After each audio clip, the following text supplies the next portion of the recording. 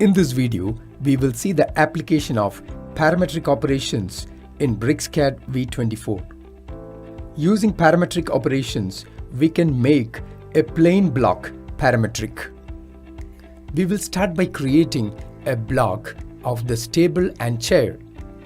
Click on Create Block and give a block name tab_chr. Click on Select Entities and select the entities using a window and give OK. Now you are asked to specify the insertion point.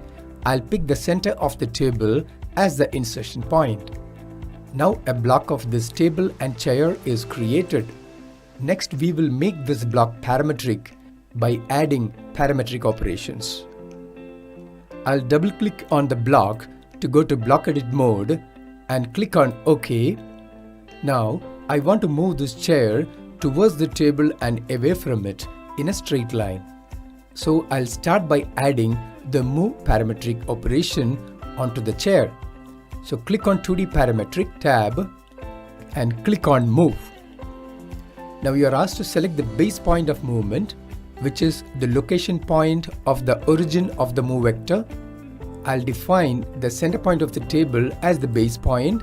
Now you are asked to select the second point, which is the location point of the head of the move vector. I'll pick this midpoint as the second point. Now we have created a move vector. Next, you are asked to select the entities which are to be affected by this operation. I'll select the entities in the chair using a window and give an enter. Enter the name for the action parameter.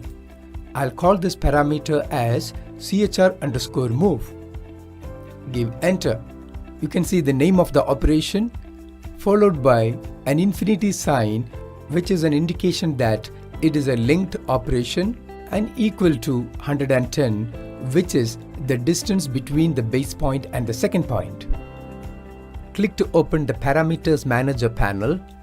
Select the move parameter and you can animate to get a preview of the move operation. So right click on the move parameter and click on animate, or you can click on the animate button on top of the Parameter Manager panel. When you right click on the move operation, you will get edit linked behavior. This allows you to decide whether the entities will follow move operation definition points when adjusted by other operations. Click on edit linked behavior and I'll turn off the linked operation so that entities included in the move operation will not follow the definition points of other operations, and the infinity symbol disappears from the move operation. Next, let's define parametric rotation operation. Parametric rotate allows you to rotate entities in a block.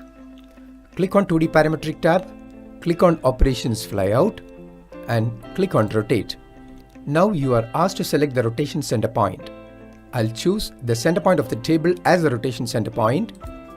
Next, select rotation arc start point, which is the location of the head of rotation arc. Pick this point. Pick a point to define the rotation arc endpoint. You can hold down Ctrl key to switch the rotation direction if required. Now select the entities to be rotated. I'll select the entities in the chair.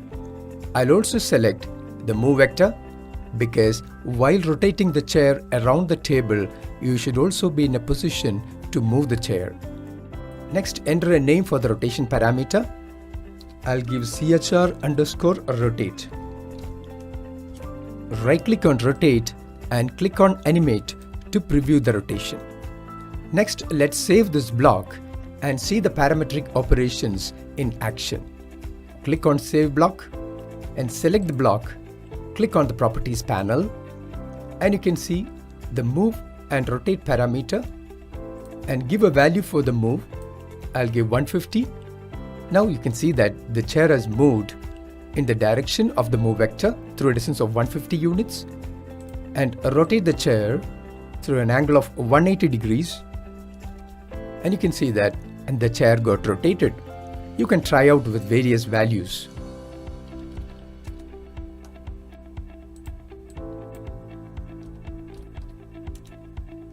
You can also specify a lower bound and upper bound for these parameters. Double-click to go to Block Edit mode, right-click on the parameters list and activate lower bound. Similarly, right-click and activate the upper bound. When you expand the panel, you can see these parameters. Lower bound and upper bound defines the lower and upper value of the parameter. Suppose if you want the movement of the chair to stop when it hits with the edge of the table, then you can give a lower value equivalent to the radius of the table. I'll specify the lower bound of move parameter as 90 units, which is the radius of the table. I'll give upper value of the move parameter as 200 units, which is the maximum value of the movement of the chair from the base point. Now let's animate and see the change.